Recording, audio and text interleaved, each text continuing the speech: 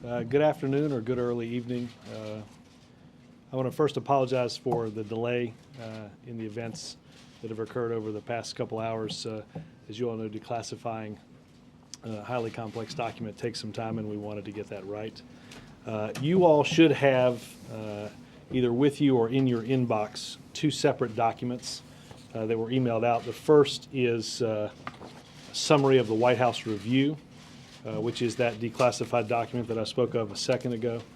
And secondly, a memo, 3-page memo signed just a little while ago by the President on corrective actions that have been ordered. We will hear momentarily from two individuals, Secretary Napolitano from the Department of Homeland Security and John Brennan, Assistant to the President for Homeland Security and Counterterrorism.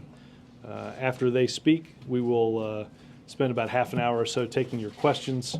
I know many of you all have deadlines, so if you need to sneak out of here, that is certainly fine to do. And we will hear first from John. Thank you, Robert. Good evening, everyone. As the President said today, following the attempted terrorist attack on Christmas Day, he directed me to conduct an immediate review of the watch listing system that our nation uses to prevent known or suspected terrorists from entering our country. He also directed key departments and agencies to provide their input to this review, and I want to commend Secretary Napolitano, Director of National Intelligence Blair, and other leaders of the intelligence community for their cooperation, candor, and support. Now let me say that every department and organization provided the information that was needed. That speaks to the seriousness with which this administration takes what happened on Christmas. It also speaks to our urgency and determination to make sure that this does not happen again. The review had three primary goals: to get the facts, to find out what happened, to identify the failures and shortcomings of what went wrong, to make recommendations on corrective action so we can fix the problems. And I want to address each of these areas. First, the facts. As the President has described in his public remarks, in the weeks and months leading up to the Christmas attack, various components of our intelligence community had fragments of information about the strategic threat posed by al-Qaeda in the Arabian Peninsula, or AQAP, and the specific plot of Umar Farouk Abdulmutallab. It was known that AQAP not only sought to strike U.S. targets in Yemen, as they had when they attacked our embassy in Sana'a in 2008, but that it also sought to strike the U.S. homeland. Indeed, there was a threat stream of intelligence on this threat. It was known, thanks to the warnings of his father in November, that Abdulmutallab had developed extremist views, and his father feared he had joined unidentified extremists. And as the summary points out, there was information about an individual now believed to be Mr. Abdulmutallab and his association with al-Qaeda. These are among the fragments of intelligence that were available in the intelligence community on Christmas Eve, before Abdulmutallab ever boarded that aircraft in Amsterdam. Of course, the central question is, given the fragments of intelligence we did know, why weren't they integrated and pieced together in a way that would have uncovered and disrupted the plot? That leads to the second line of inquiry. What went wrong? As the President described, this was not the failure of a single individual or a single organization. Yes, there were some human errors, but those errors were not the primary or fundamental cause of what happened on December 25th. Rather, this was a systemic failure across agencies and across organizations. I want to be very clear about this because there's been some confusion out there. In recent days, it's been widely reported that we saw the same failures before 9/11, or the same failure to share information. And after 8 years, why hasn't this been fixed? Before 9/11, there was often a reluctance or refusal to share information between departments and agencies. As a result, different agencies and analysts across agencies were at times denied access to the critical information that could have stopped the tragic 9/11 attacks. And over the past 8 years, those issues have largely been resolved. That is not what happened here. This was not a failure to share information. In fact, our review found the intelligence agencies and analysts had the information they needed. No agency or individual was denied access to that information. So as the President has said, this was not a failure to collect or share intelligence. It was a failure to connect and integrate and understand the intelligence we had. We didn't follow up and prioritize a stream of intelligence indicating that al-Qaeda in the Arabian Peninsula sought to strike our homeland because no one intelligence entity or team or task force was assigned responsibility for doing that follow-up investigation. The intelligence fell through the cracks. This happened in more than one organization. This contributed to the larger failure to connect the fragments of intelligence that could have revealed the plot, Abdulmutalib's extremist views, AQAP's involvement with the Nigerian, its desire to strike the U.S. homeland. This, in turn, fed into shortcomings in the watch listing system, both human and technological, which resulted in Abdulmutallab not being placed on the watch list, thereby allowing him to board a plane in Amsterdam for Detroit. And while the watch listing system is not broken, how the intelligence community feeds information into that system clearly needs to be strengthened. Which brings us to the recommendations. How do we fix the problem? Today, the President is issuing a directive to all the relevant agencies on the corrective actions he has decided on. There are more than a dozen corrective steps altogether, and each is assigned to an agency that is now responsible for their implementation. As the President said, they fall into four broad areas. First, he is directing that our intelligence community immediately begin assigning responsibility for investigating all leads on high-priority threats so that these leads are pursued and acted upon aggressively so that plots are disrupted. Second, he's directing that intelligence reports, especially those involving potential threats to the United States, be distributed more rapidly and more widely. Third, he's directing that we strengthen the analytic process. Director of National Intelligence Blair will take the lead in improving day-to-day efforts. The President's Intelligence Advisory Board will examine the longer-term challenge of identifying and analyzing intelligence among the increasingly vast universe of intelligence that we collect. That challenge, dealing with the volumes of information, is growing every day. Finally, the President is ordering an immediate effort to strengthen the criteria used to add individuals to our terrorist watch lists, especially the no-fly list, so that we do a better job keeping dangerous people off airplanes. The President said he is going to hold all of us, his staff, his national security team, their agencies, accountable for implementing these reforms. The national security staff is going to monitor their progress. The President has directed me to report back on the progress within 30 days and on a regular basis after that, and I will do so. Taken together, these reforms are going to improve the intelligence community's ability to do its job even better, to collect, share, integrate, analyze, and act on intelligence swiftly and effectively to protect our country.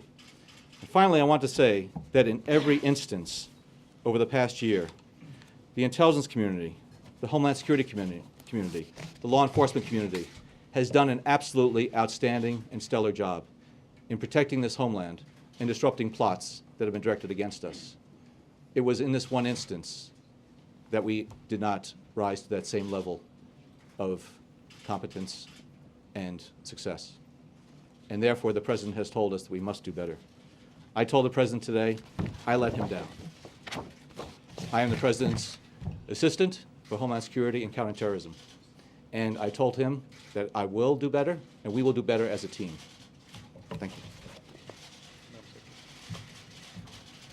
Thank you. I want to update all of you on the actions the Department of Homeland Security took immediately following the failed Christmas Day attack and the longer-term recommendations that DHS made to the President in our preliminary report.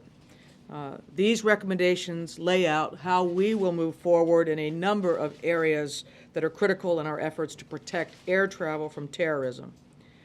As many have already experienced, we have immediately strengthened screening requirements for individuals flying to the United States. Every individual flying to the United States from anywhere in the world who has an itinerary or passport from nations that are state sponsors of terrorism or countries of interest is required to go through enhanced screening. In addition, the majority of all other passengers on United States-bound international flights will go through random threat-based enhanced screening.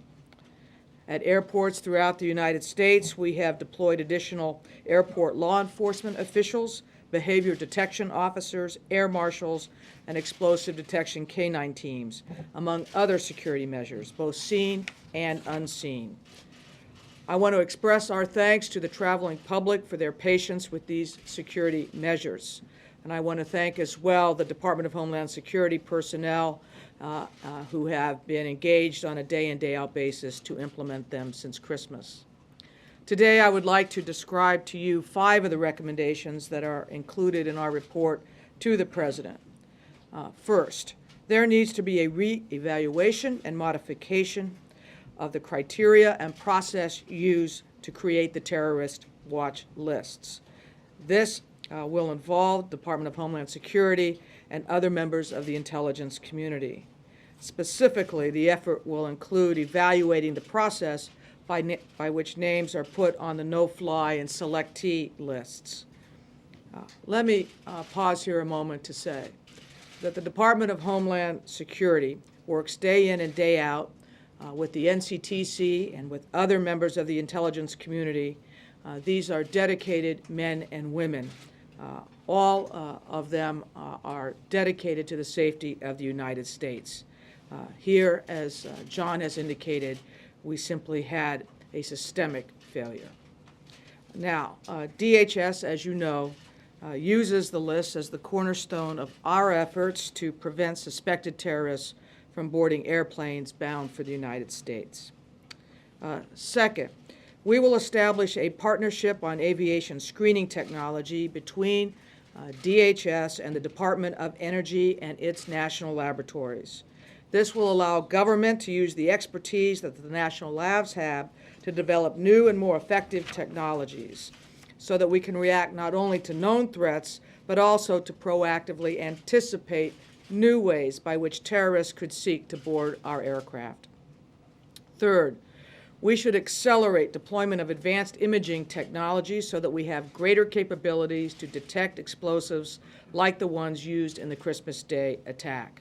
We currently have 40 machines deployed throughout the United States. In 2010, we are already scheduled to deploy 300 more. We may deploy more than that. But the TSA does not conduct screening overseas. And the Christmas Day incident underscored that the screening procedures at foreign airports are critical to our safety here in the United States. Therefore, we have to do all that we can do to encourage foreign authorities to utilize the same enhanced technologies for aviation security. After all, there were passengers from 17 countries aboard Flight 253. This is an international issue, not just one about the United States. Fourth, we have to strengthen the presence and capacity of aviation law enforcement on top of the measures we have already taken.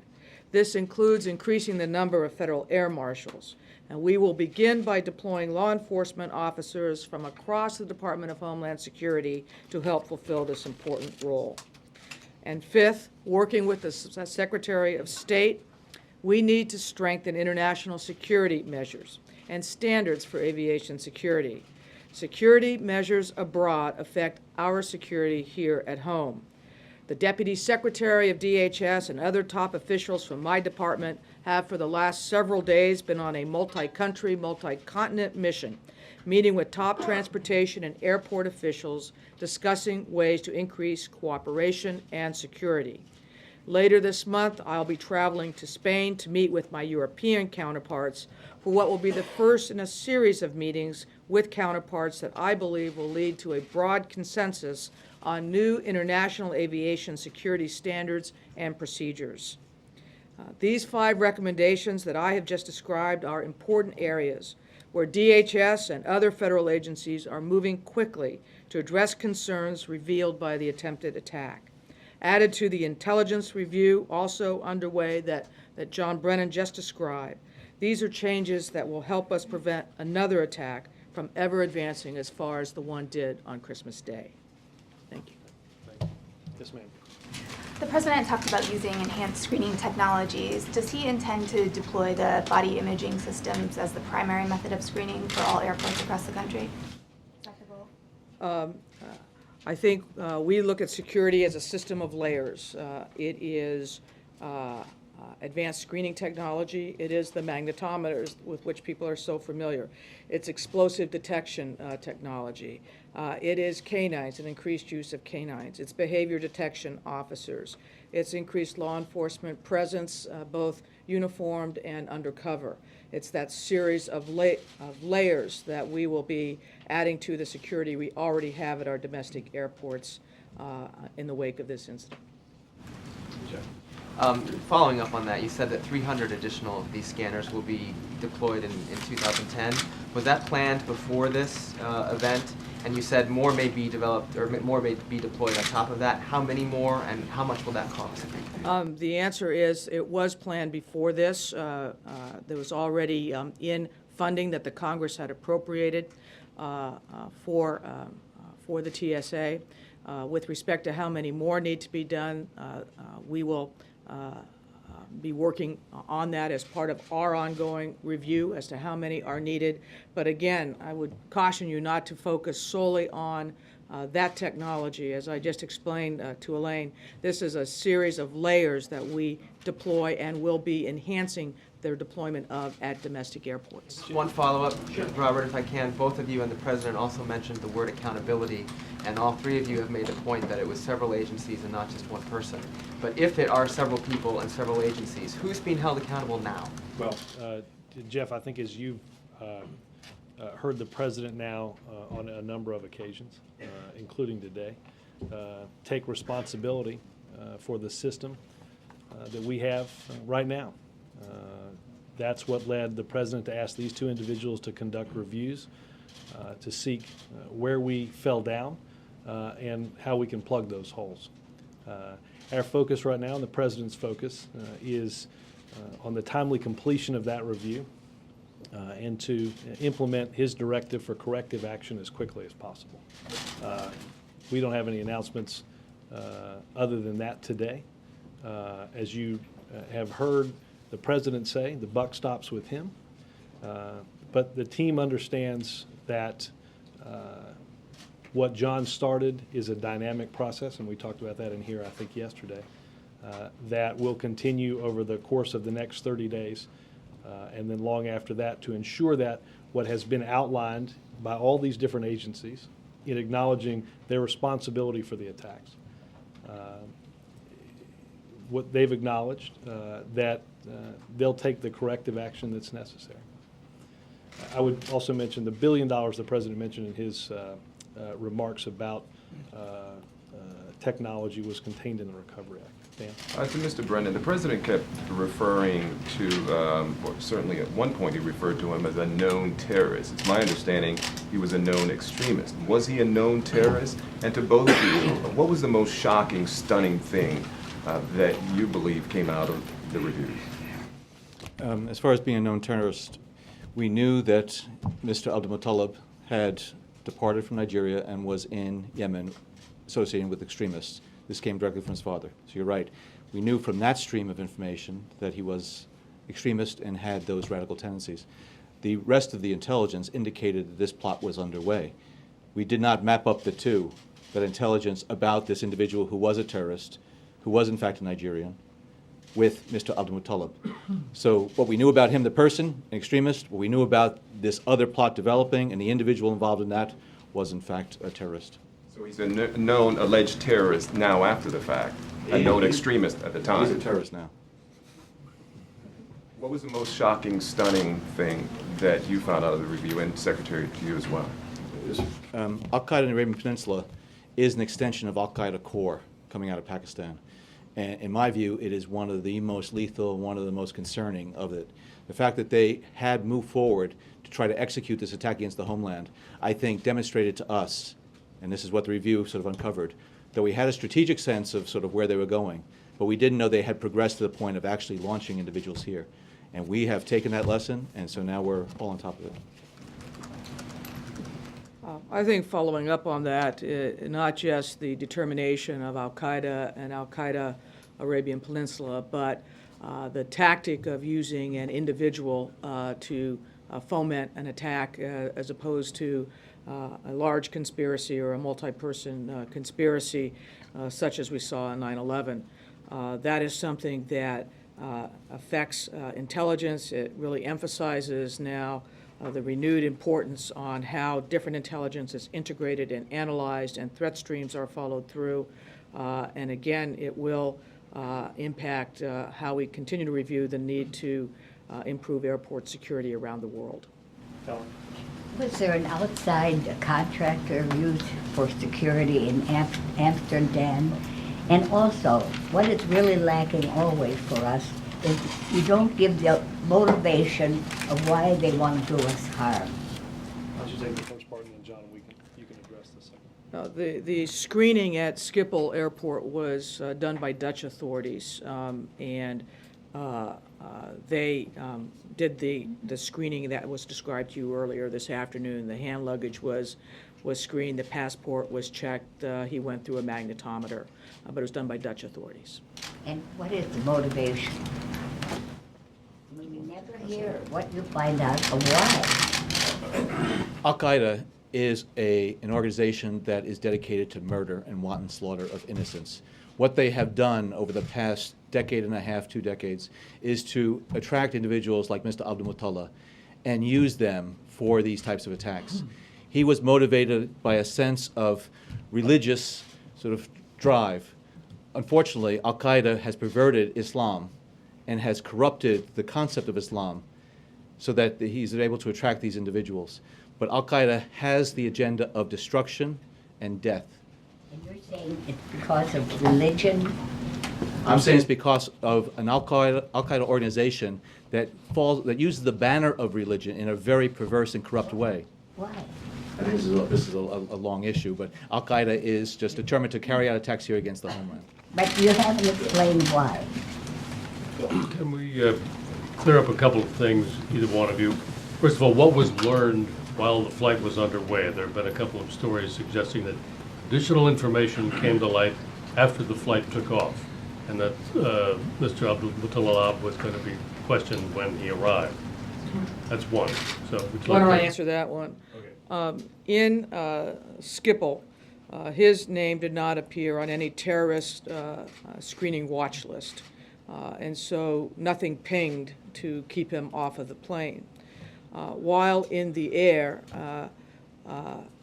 Customs in Detroit has access to the entire Thai database, and as we now all know, that's the large mega database. It has 500,000 plus names in it, and they knew he had a ping there, and so they were ready when he landed in Detroit to question him about that ping against the Thai database.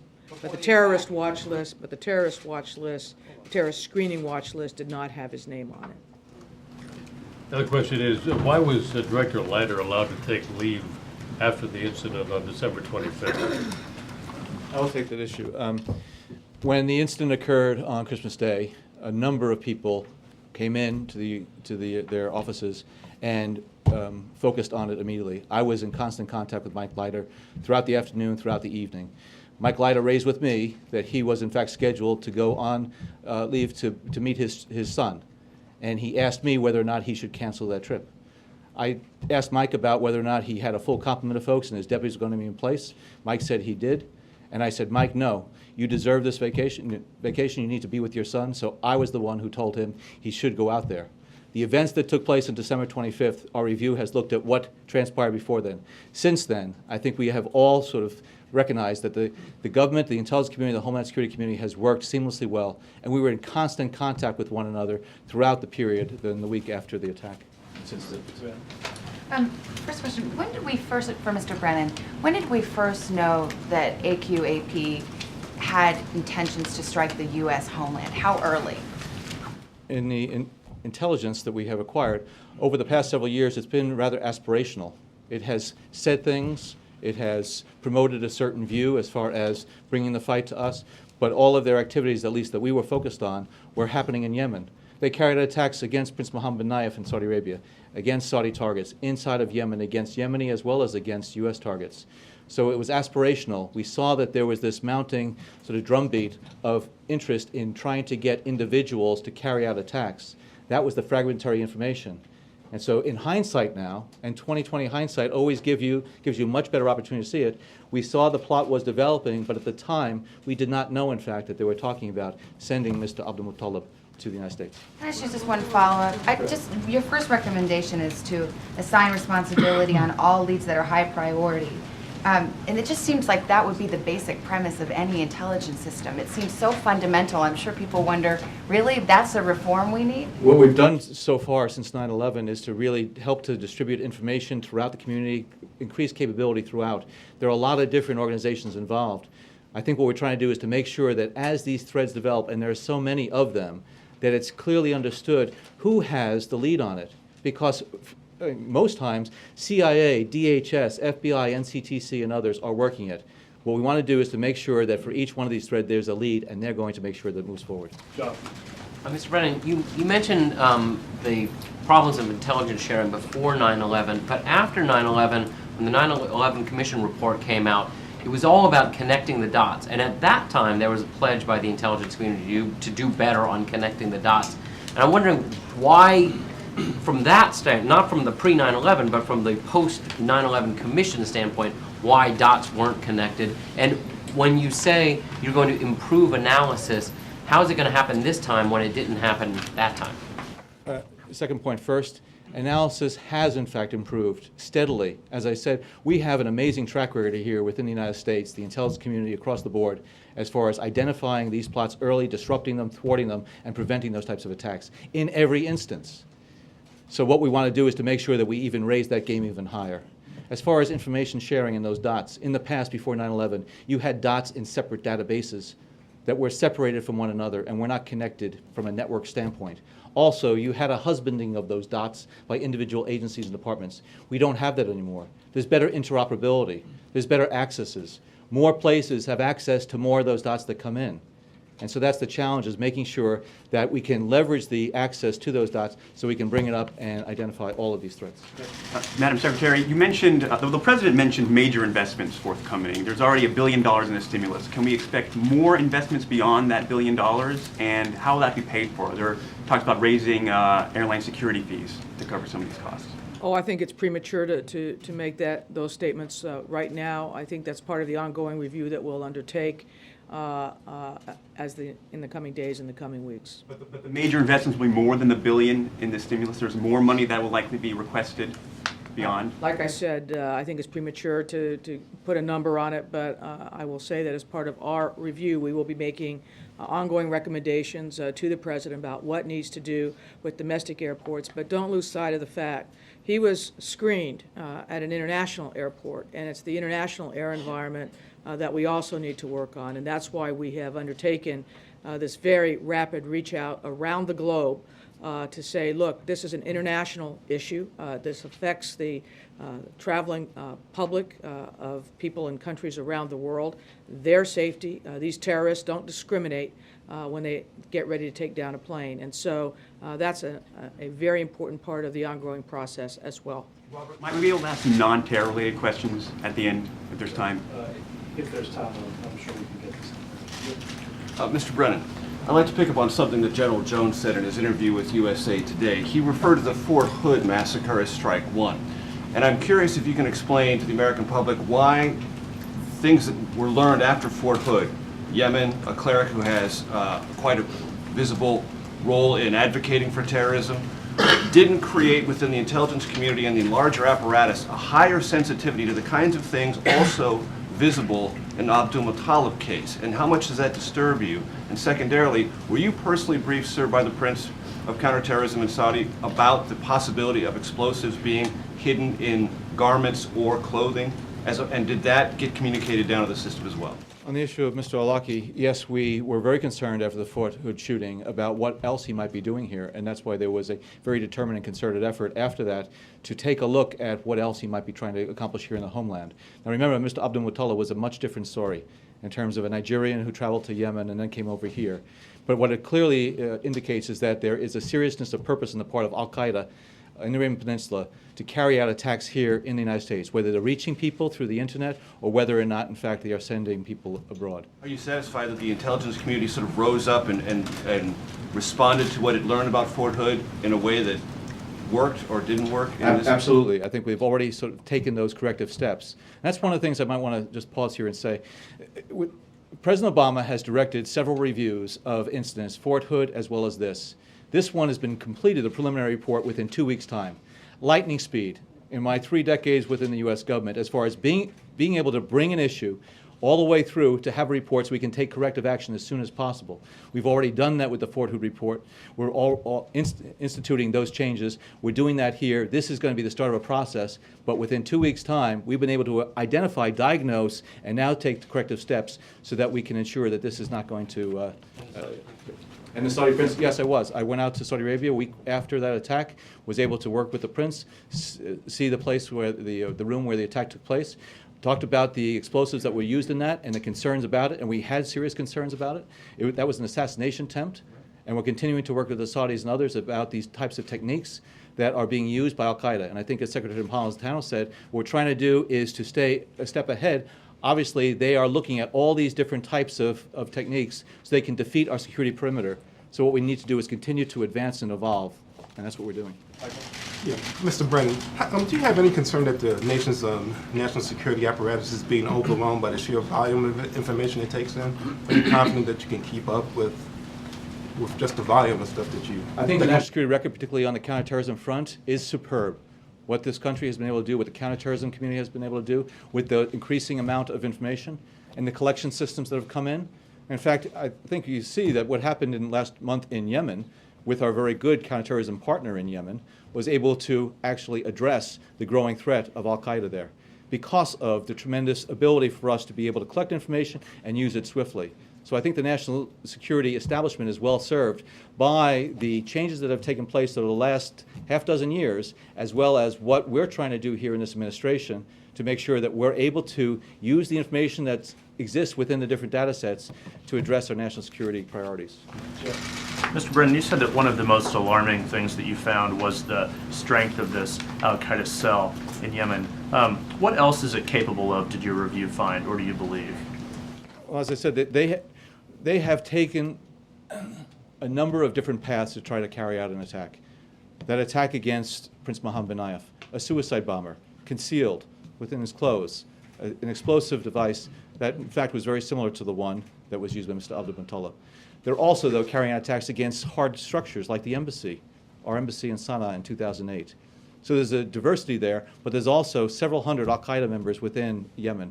And what we need to do is continue to work very closely with our Yemeni partners and other international partners to make sure that we're able to drive al-Qaeda down within Yemen, because they do present a serious threat there, but also abroad. Why should this have been such a surprise, though, sir? Why should this have been such a surprise? What I'm saying is that they were able to bring a person into that execution phase and actually put them on an airport coming here to the United States. As I said, that was one of the failures. As far as we saw that this increased activity was taking place, but we were not focused enough on making sure that we were able to identify whoever was going to be used to carry out that type of attack. Yeah.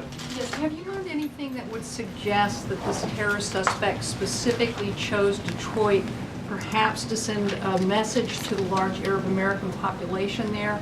And on that point, when the president today talked about his concern about lone recruits being attracted to al-Qaeda and their messaging, he talked about wanting to have some special efforts to break those kinds of that kind of appeal. Is there anything that you'll be doing specifically in an area like southeastern Michigan that has a very large Arab American and Muslim population?